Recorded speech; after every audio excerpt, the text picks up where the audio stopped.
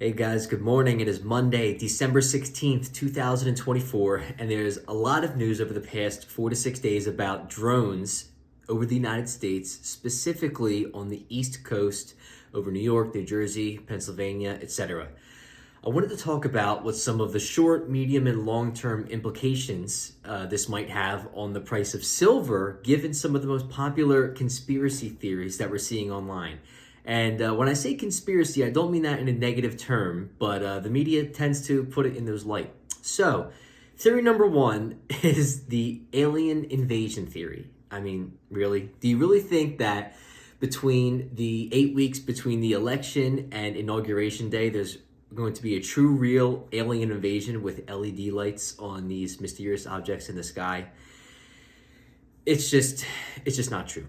So I think we can eliminate theory number one, that we are not being invaded by aliens currently in New Jersey, New York, and PA.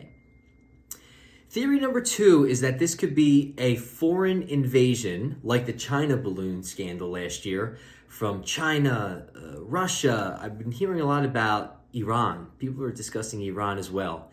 And the thing is that in 2023, the United States Defense Department had an annual budget of $820 billion, which is double the net worth of Elon Musk and happens to be 13% of the US federal budget. Do you really think that companies like NASA, the CIA, do you think that these three-letter organizations and so forth are not able to see these things coming onto the shore and be able to identify them rather closely? There was no fighter jets scrambled. There hasn't been a sense of urgency in the government at all. So the foreign threat, I think we can scratch off that theory as well. Okay, so let's go into theory number three. So this one's a bit deeper. So we have the Project Blue Beam theory. And there's one film I have in mind that came out recently that makes this seem a little bit more plausible. Project Blue Beam, according to Wikipedia, is a conspiracy theory which is a plot to facilitate a totalitarian world government by destroying Abrahamic religions and replacing them with a New Age belief system, using futuristic NASA technology, and involving a fake alien invasion or a fake extraterrestrial encounter, going back to theory number one, meant to deceive nations into uniting under a world government. Now, if you are a superhero fan, maybe you saw Spider-Man's Far From Home movie, where Mysterio or Jake Gyllenhaal employs thousands of drones using projections that display an alien invasion that makes the world go crazy. But Spider-Man comes single-handedly shooting drones down and eventually killing the source, or let's say the mothership of where these drones are being programmed from. It's very interesting that in this media, like a Marvel movie with multi-million dollar budgets is showing something like that. And Project Bluebeam has been around far longer than the Spider-Man Far From Home movie has been released. So I would say that we're not ready for something like Project Bluebeam. Even if that were to happen, I don't think 2024 is the year that it's going to happen. And the drones probably wouldn't be coming in over the ocean, being able to be filmed on iPhones with LED lights. So I think we can roll out Project Bluebeam theory for right now.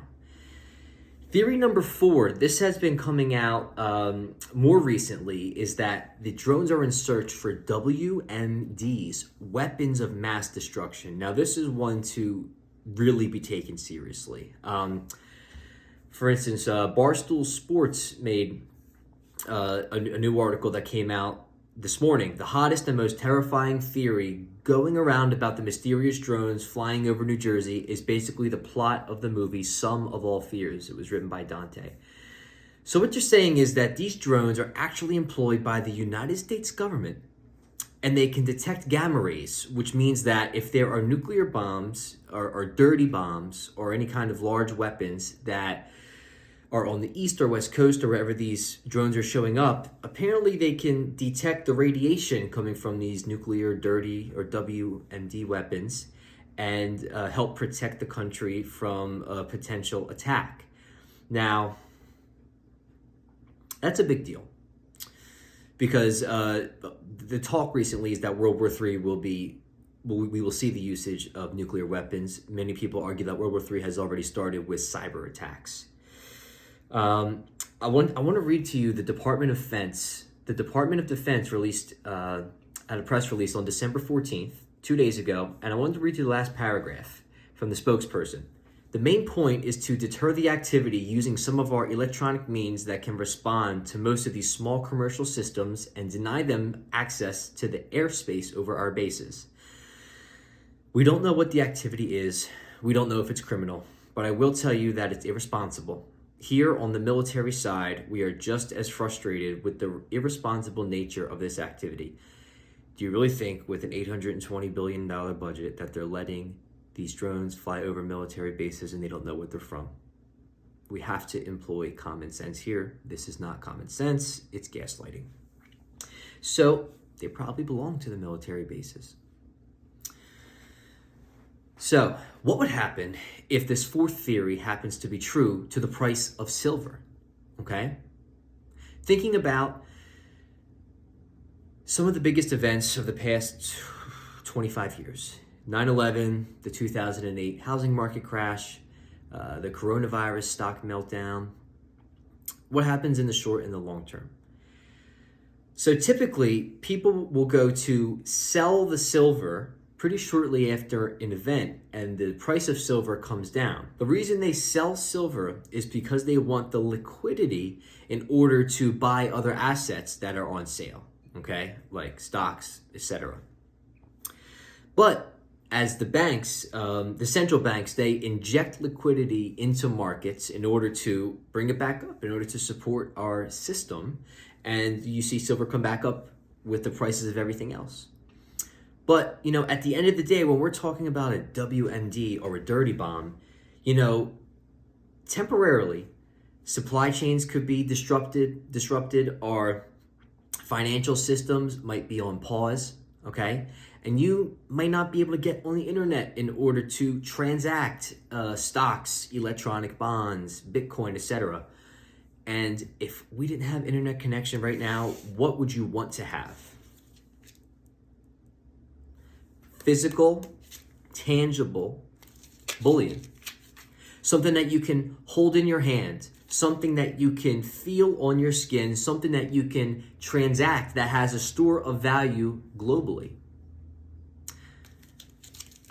I'm not saying that silver is king, but it is one of the best assets that you can have in your roster in order to protect yourself against unexpected events.